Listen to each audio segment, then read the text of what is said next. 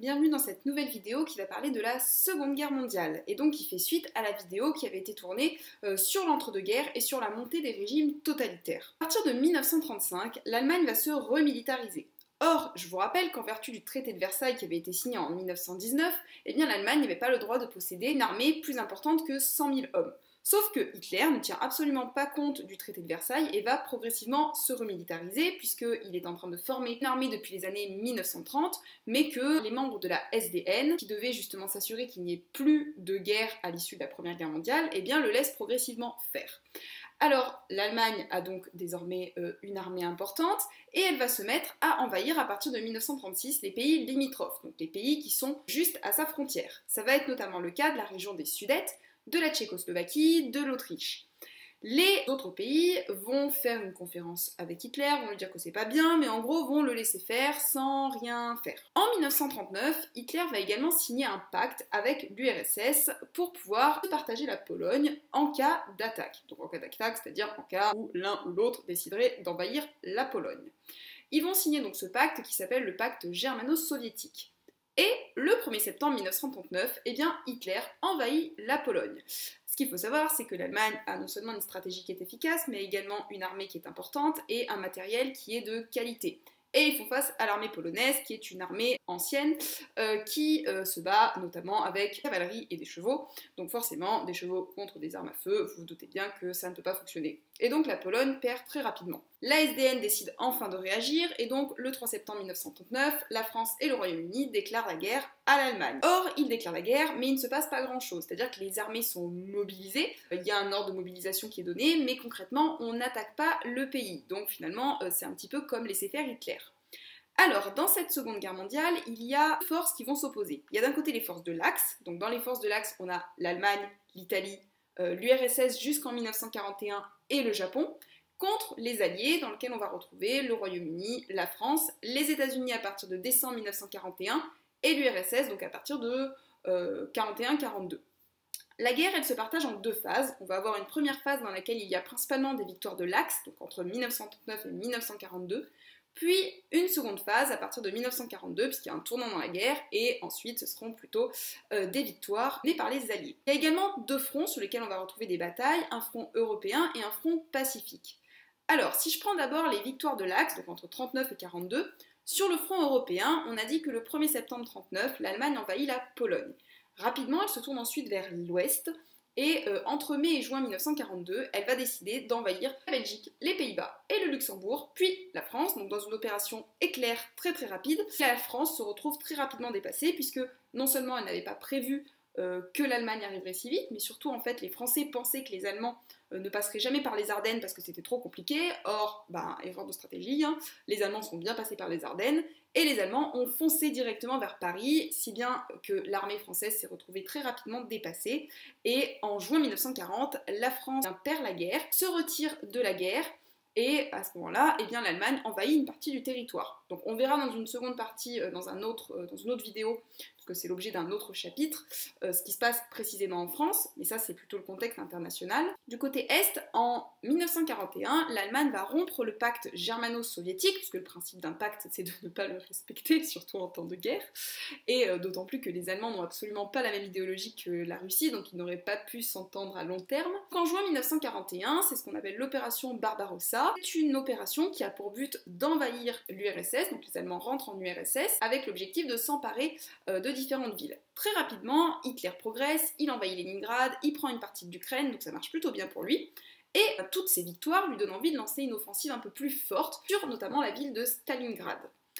Du côté du Pacifique, nous avons donc le Japon qui mène des guerres un petit peu dans le Pacifique, qui est du côté de l'Allemagne, et qui le 7 décembre 1941 décide de s'attaquer à la base de Pearl Harbor, qui était une base navale sur laquelle se situait une partie de la flotte américaine. Donc ils vont attaquer cette base, et le 7 décembre 1941, les États-Unis décident de rentrer dans la guerre et de déclarer donc la guerre aux Japonais, et donc la guerre prend une importance mondiale. À partir de 1942, on va observer un tournant dans la guerre, avec une défaite qui va profondément affaiblir l'Allemagne. Les Allemands, je vous ai dit, forts de leur victoire à Leningrad et du côté de l'Ukraine, décident de se tourner vers Stalingrad. Donc Hitler veut absolument qu'on récupère cette ville parce qu'elle est située à un carrefour stratégique Elle est dans une région industrielle, elle est dans une région où il y a aussi beaucoup de pétrole, et surtout, si les nazis récupèrent la ville, eh bien ils pourront contrôler toute la communication et l'approvisionnement en carburant de l'URSS. Donc c'est très important pour eux. Hitler mobilise énormément de soldats du côté de Stalingrad, sous le commandement du général Paulus, sauf que les soldats vont se heurter très rapidement aux Russes, donc contrairement au côté ouest où les Allemands ont été très vite et ont réussi à remporter très rapidement des victoires, du côté est ça ne marche pas très bien. C'est-à-dire que les Russes, ils n'ont pas du tout la même façon de fonctionner que d'autres pays, et ils se défendent bec et ongles jusqu'à la mort. C'est-à-dire qu'en fait, la bataille va s'enliser, elle va durer plusieurs mois, et les Russes se battent corps et âme, donc ils incendient des quartiers de la ville, ils s'attaquent au couteau, bon bref, c'est un véritable charnier, d'autant plus qu'il fait très très froid. Le matériel allemand n'arrive pas à supporter de si faibles températures. Les soldats, très rapidement, sont démoralisés, en plus ils ont faim, ils ont froid, ils en ont marre, et vous allez avoir près de 200 000 soldats allemands qui vont être tués dans cette bataille, qui va finalement se solder par une défaite allemande, et qui va miner le moral des soldats. À partir de là, Hitler va décider de se focaliser vers ce qu'on appelle la question juive, dont je reviendrai dans un second temps dessus, et se détourne un peu de l'aspect militaire, ce qui va lui coûter la guerre, puisque c'est à partir de 1942 que les Alliés vont commencer à remporter plus de victoires. Sur le front pacifique, les États-Unis vont remporter une très grande victoire à Midway contre le Japon, donc en 1942, et sur le front européen, les Alliés vont se mettre à préparer le débarquement pour pouvoir essayer de libérer les différents territoires qui sont sous contrôle allemand. En juin 1944, les Alliés, donc principalement les États-Unis, le Royaume-Uni, le Canada et une partie de la résistance française qui s'était réfugiée dans les colonies d'Afrique, débarquent en Normandie et vont commencer à libérer le territoire par le nord. Ils vont également prévoir un second débarquement en août 1944 par la Provence. Les troupes vont remonter, vont se rencontrer, puis ensuite elles vont libérer les villes françaises et marcher en direction de l'Allemagne. Les Russes vont faire la même chose de leur côté, à partir du moment où ils ont gagné contre les Allemands. À Stalingrad, ils vont remonter par la Pologne, commencer à libérer les différents camps qui avaient été mis en place par les Allemands, et marcher jusqu'à la ville de Berlin, dans laquelle ils vont rentrer en 1945. Et le 8 mai 1945, l'Allemagne va capituler et ce sera fini pour la guerre. Les combats vont quand même durer encore un petit moment, puisque le Japon va combattre jusqu'en septembre 1945, et ils ne capituleront qu'après que les États-Unis leur auront jeté dessus la bombe atomique. Donc bombe atomique, c'était une bombe que les Américains avaient très envie de tester. Ils avaient fait déjà des tests dans le désert, mais ils se sont dit pourquoi pas les tester sur une ville ou plusieurs. Donc ils vont envoyer la bombe atomique sur Nagasaki et Hiroshima, et autant vous dire qu'après avoir reçu la bombe atomique sur la tête, le Japon a capitulé sans condition. Parce que finalement il n'y a plus de bataille, avec une bombe atomique, on vous la jette dessus, vous êtes tous morts. Donc là, le Japon n'avait plus d'autre choix que de dire stop. Sachant quand même que les États-Unis ont fait ça parce qu'ils craignaient que les Russes marchent sur le Japon et arrivent avant eux, et mettent fin à la guerre avant eux, et ils voulaient avoir un avantage sur les Russes, puisque la Seconde Guerre mondiale marque un peu l'ouverture et presque le début de la guerre froide entre les États-Unis et l'URSS, qui viendra donc après cette guerre. Le cas particulier de cette Seconde Guerre mondiale, c'est qu'elle dépasse tout en termes d'atrocité, mais pas simplement sur le plan militaire. La Seconde Guerre mondiale, c'est 60 millions de morts, parmi lesquels se trouvent 25 millions de civils morts, dont 6 millions de juifs. Je vous ai expliqué qu'à partir du moment où les nazis vont commencer à perdre des batailles militaires, notamment avec celle de Stalingrad en 1942, Hitler va complètement se recentrer sur ce qu'on appelle la solution finale. Hitler a depuis très longtemps l'objectif de se débarrasser de la race juive, et il va organiser en 1942 une conférence à Wannsee en Allemagne, dans laquelle il va justement décider d'organiser ce qu'il appelle la solution finale. Himmler et Eichmann vont être chargés d'organiser cette solution.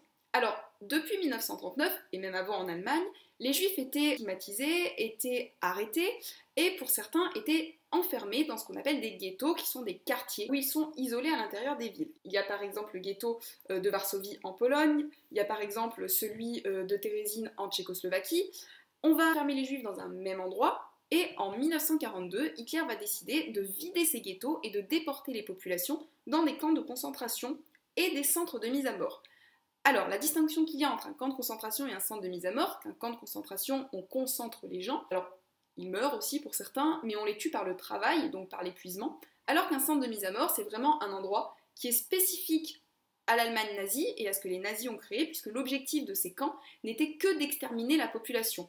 Et on va exterminer une grande partie des populations juives, mais également tziganes, Alors il n'y a pas qu'eux qui vont subir ce processus, il va y avoir aussi des personnes en situation de handicap, des homosexuels, des résistants, des slaves, des communistes, mais c'est en grande majorité les populations juives qui ont subi cette extermination programmée, puisque là on parle de génocide, donc d'extermination programmée d'une population.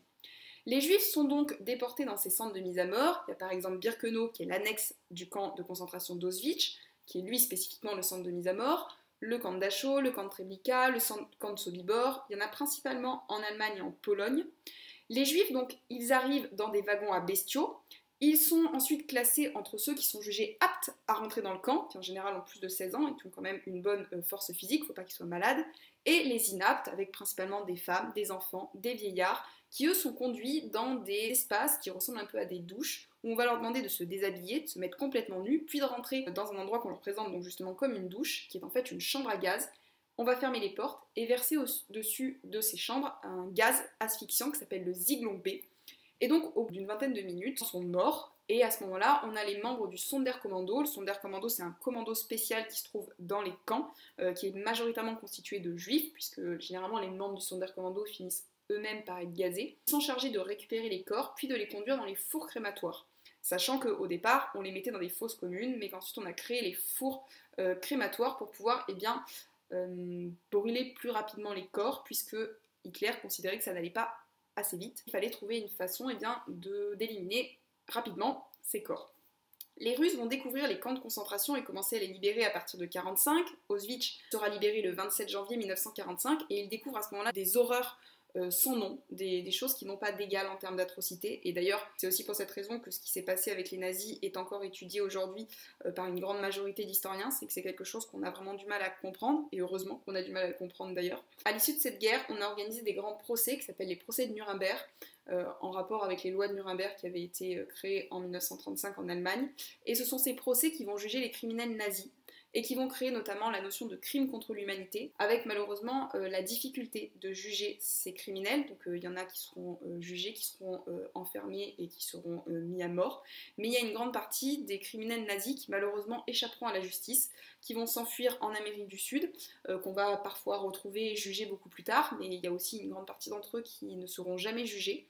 Mais ce qu'il faut vraiment retenir, c'est que là, on est sur une guerre qui a dépassé tout en termes d'atrocités humaines, en termes d'extermination, sur une guerre où on a eu un génocide, sur une guerre aussi, j'en ai pas beaucoup parlé, mais où les populations civiles ont subi des bombardements. Donc c'est majoritairement des populations civiles qui ont été visées, qui ont été touchées et qui ont subi des pertes très lourdes, puisque si on prend juste la population juive, on est quand même sur une extermination de 6 millions de personnes, dont 1 million pour le seul camp d'Auschwitz-Birkenau, donc c'est énorme, surtout en l'espace de si peu de temps, a laissé des séquelles irrémédiables pour ces populations qui, pour certaines, ne sont pas mortes, mais qui ont été traumatisées par ce qu'ils ont vécu à l'intérieur des camps, et qui en plus, après ça, après la guerre, puisqu'on était dans un processus de réparation, on n'a pas tout de suite voulu en reparler, certains pays ont complètement fait comme si on ne parlait plus justement du génocide des Juifs, et des camps et de cette horreur pour pouvoir se reconstruire, pour pouvoir laisser passer du temps, ce qui n'a pas forcément laissé toujours la possibilité aux personnes qui avaient vécu ces événements ou qui avaient perdu des proches dans les camps